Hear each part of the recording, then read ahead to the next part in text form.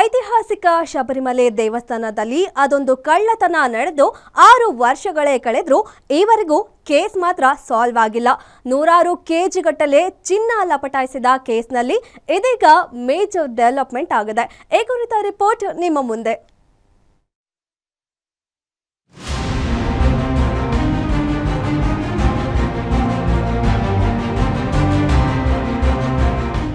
ಶಬರಿಮಲೆ ದೇವಸ್ಥಾನದಲ್ಲಿ ಚಿನ್ನ ನಾಪತ್ತೆ ಪ್ರಕರಣ ನಡೆದು 6 ವರ್ಷಗಳು ಕಳೆದರೂ ಇನ್ನು ಅದು ಬಗೆಹರಿಯುವ ಲಕ್ಷಣಗಳು ಕಾಣ್ತಾ ಇಲ್ಲ. ಈ ಪ್ರಕರಣ 2019ರಲ್ಲಿ ನಡೆದಿದ್ದಾದರೂ ಇನ್ನು ಬೂದಿ ಮುಚ್ಚಿದ ಕೆಂಡದಂತಾಗಿದೆ. ಶಬರಿಮಲೆ ದೇಗುಲ ಮುಂಭಾಗದ ದ್ವಾರಪಾಲಕ ಶಿಲ್ಪಗಳಿಂದ ಚಿನ್ನವನ್ನ ಕಳವು ಮಾಡಿರುವ ಆರೋಪದ ಮೇಲೆ ಮೊದಲನೇ ಆರೋಪಿಯಾಗಿರುವ ಶಬರಿಮಲೆ ದೇಗುಲದ ಭಕ್ತಪೋಟಿ ಉನ್ನಿಕೃಷ್ಣನ್ ಮನೆಗೆ ಇಂದು ಕೇರಳ ಎಸ್ಐಟಿ ತಂಡ ಭೇಟಿ ಕೊಟ್ಟು ಪರಿಶೀಲನೆ ಮಾಡಿದ್ದಾರೆ. ಎರಡನೇ ಆರೋಪಿ ಶಬರಿಮಲೆ ದೇವಸ್ವಂ ಮಂಡಳಿಯ ಮಾಜಿ ಆಡಳಿತಾಧಿಕಾರಿ ಮುರಾರಿ ಬಾಬು ಸಹ ಇದರಲ್ಲಿ ಭಾಗಿಯಾಗಿರುವ ಸಾಕ್ಷಿಗಳು ಸಹ ಸಿಕ್ಕಿದ್ದು, ಅದನ್ನ ಆಧರಿಸಿ ಎಸ್ಐಟಿ ತಂಡ ಪರಿಶೀಲನೆಗೆ ಮುಂದಾಗಿದೆ.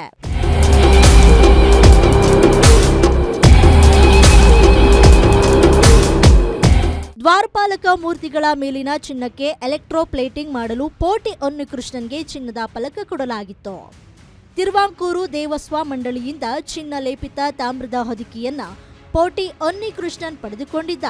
ಆನಂತರ ಪೋಟಿ ಇದನ್ನ ಅನುಮತಿ ಇಲ್ಲದೆ ದಕ್ಷಿಣ ಭಾರತದ ರಾಜ್ಯಗಳ ಹಲವು ದೇವಾಲಯಗಳು ಹಾಗೂ ಮನೆಗಳಿಗೆ ಸಾಗಿಸಿದ್ದ ಆರೋಪವು ಕೇಳಿಬಂದಿದೆ.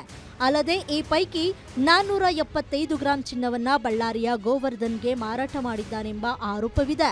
ಚಿನ್ನದ ಕಳವು ಮಾರಾಟಕ್ಕೆ ಪೋಟಿ ಉನ್ನಿಕೃಷ್ಣನ್ಗೆ ಬಾಬು ಮುರಾರಿ ಸಹಾಯ ಮಾಡಿದ್ದ ಎನ್ನಲಾಗಿದೆ.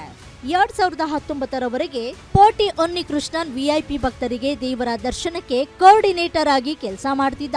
ಹೀಗಾಗಿ ಹಲವು ಪ್ರಭಾವಿಗಳ ಸಂಪರ್ಕ ಸಾಧಿಸಿದ್ದ. ಇದರಿಂದಲೇ ಈ ಎಲ್ಲ ಮಹಾನ್ ಕಾರ್ಯಕ್ಕೆ ಕೈ ಹಾಕಿದ್ದಾನೆ ಎನ್ನಲಾಗಿದೆ.